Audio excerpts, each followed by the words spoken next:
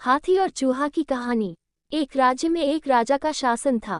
हर सप्ताह पूरी शानो शौकत से नगर में उसका जुलूस निकला करता था, जहां प्रजा उसके दर्शन किया करती थी।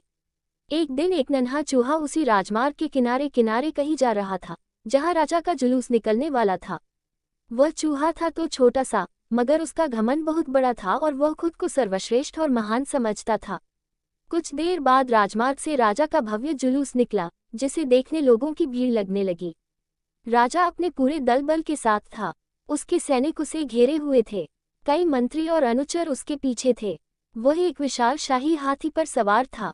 हाथी शाही था, इसलिए उसे भव्यता से सजाया गया था और उसकी शान भी देखते बनते थी। जुलूस में हाथी के साथ एक शाही बिल्ली और एक कुत्ता भी थे। राजा का जुलूस देखने को उमड़ी भीड़ राजा के साथ साथ उसके शाही हाथी की भी प्रशंसा कर रही थी। ये सुनकर घमंडी चूहे को बहुत बुरा लगा।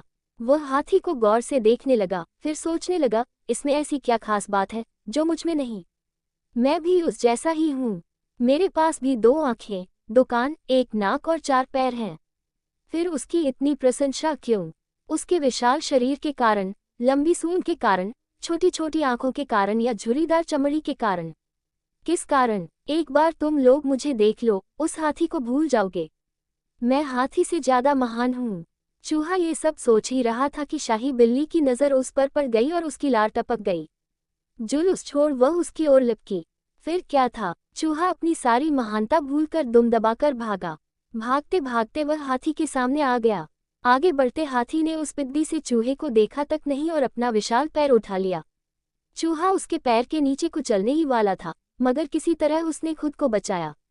वहां से बचा तो खतरनाक कुत्ता सामने था, जो उसे देखकर गुर्राया।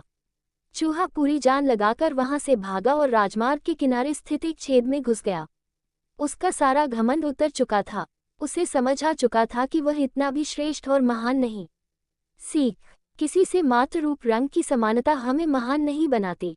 महान हमारे गुण और कार्य बनाते हैं।